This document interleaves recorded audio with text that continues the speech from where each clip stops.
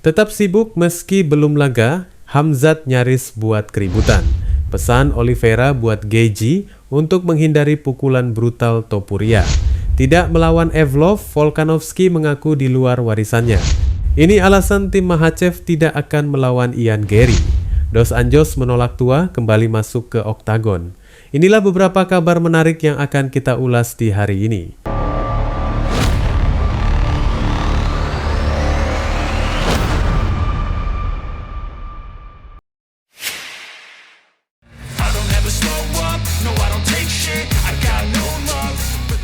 Si Serigala dari chessnya emang gak pernah jauh dari drama, bahkan saat namanya belum masuk jadwal tanding berikutnya.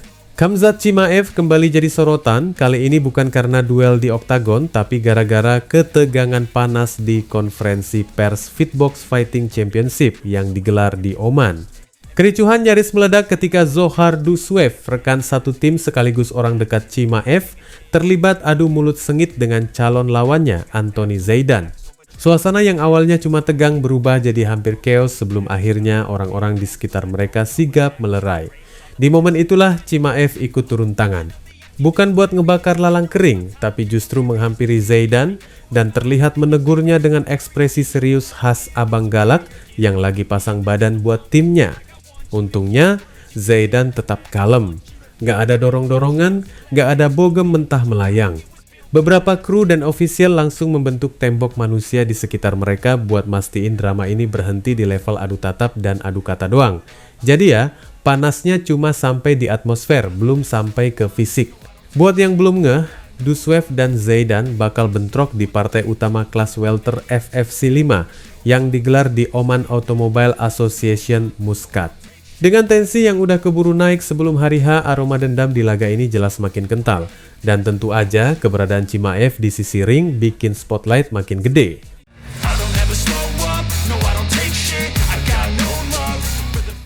Charles Oliveira pernah jadi korban ganasnya Ilia Topuria, tapi justru dari pengalaman pahit itulah dia merasa paham resep buat menjinakkan sang raja kelas ringan. Di saat Topuria lagi menepi sementara dari UFC buat urusan pribadi di luar kandang, peta divisi 155 pon terus bergerak.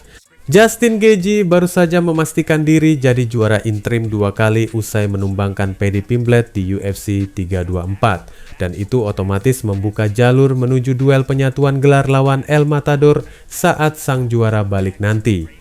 Menjelang potensi duel Topuria vs Gaethje, banyak yang nebak skenarionya bakal mirip, adu keras di kaki, lalu satu momen brutal yang mengakhiri segalanya. Tapi Oliveira melihat ada celah yang masih bisa dieksploitasi. Dari sudut pandangnya, kunci buat Gaethje bukan cuma adu pukul liar, tapi tekanan konstan yang terstruktur. Bukan maju tanpa arah, melainkan terus memaksa jarak jadi sempit, bikin Topuria nggak nyaman buat lepas kombinasi jarak menengahnya yang mematikan. Oliveira menilai pendekatan berdiri tetap penting, tapi harus dibarengi ancaman takedown yang serius. Intinya, jangan biarkan Topuria bebas mengatur tempo di tengah. Harus ada upaya terus-menerus buat menjatuhkannya dan bikin laga bergeser ke ground, area yang bisa menguras tenaga sekaligus merusak ritme striking sang juara.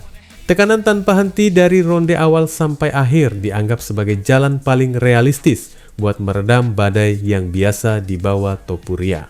Singkatnya, menurut Do Bronx, siapapun yang cuma mau tes adu jotos bersih di tengah kandang lawan Topuria, siap-siap tidur cepat. Tapi kalau Gaethje bisa menggabungkan keganasannya dengan disiplin taktis, nekan, nempel, jatuhin, peluang itu tetap ada.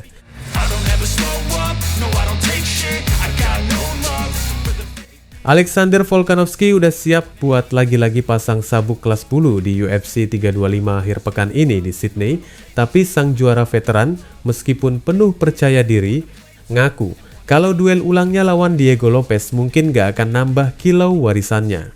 Di Kudos Bank Arena 1 Februari, Volkanovski akan naik ke oktagon buat partai utama lawan Lopez, petarung yang sempat dikalahkannya 9 bulan lalu di UFC 314. Waktu itu, Volkanovski berhasil merebut kembali sabuk kelas bulu yang kosong lewat kemenangan angka setelah Ilia Topuria ninggalin gelar itu buat ngejar sabuk kelas ringan.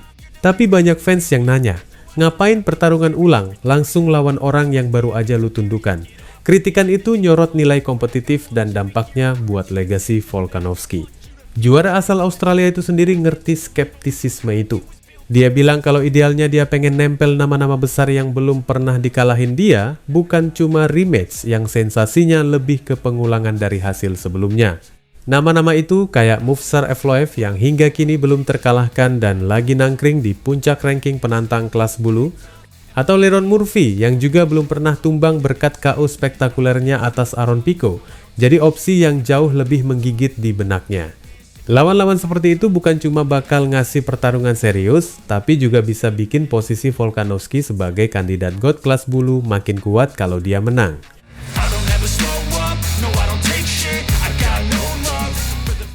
Selama ini Gary memang dipoles sebagai prospek cerah di divisi 170 pon.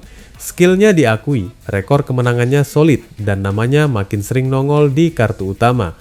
Tapi dari sudut pandang kubu Makhachev, itu belum cukup buat langsung lompat ke antrean terdepan perebutan sabuk. Mereka melihat ada beberapa faktor yang bikin laga ini kurang nendang dari sisi daya tarik dan nilai besarnya. Abdelaziz menilai, secara momentum, Gary belum benar-benar berdiri di level elit paling atas. Ia dianggap belum punya kemenangan penentu yang benar-benar bikin publik sepakat bahwa dia layak langsung menantang juara. Ditambah lagi gaya bertarungnya yang sering berujung keputusan juri dipandang kurang memberi jaminan tontonan eksplosif yang bisa bikin arena meledak atau penonton PPV langsung tergoda beli. Dalam logika bisnis pertarungan itu jadi hitung-hitungan penting. Dari kacamata mereka, kalau memang Gary punya magnet besar sebagai bintang, seharusnya promosi UFC sudah sejak awal berani menaruhnya sebagai wajah utama di event besar. Fakta bahwa penempatan laga-laga sebelumnya justru lebih mengandalkan nama lain dianggap sebagai sinyal bahwa daya jual Gary masih dipertanyakan di level paling atas. Buat tim Makhachev, kalau mau ambil resiko di pertarungan berikutnya, tentu mereka ingin lawan yang secara warisan, nama besar, dan dampak ke sejarah karir Islam terasa lebih berat dan lebih bergengsi. Jadi walaupun Ian Machado Gary tetap masuk radar sebagai talenta serius di divisi welter, dari sudut pandang manajemen Islam Makhachev, duel itu belum terasa sebagai langkah paling strategis. Antara warisan, nilai jual, dan tantangan gaya bertarung, mereka jelas lagi mengincar lawan yang bisa bikin nama Islam makin berat kalau ditulis di buku sejarah UFC.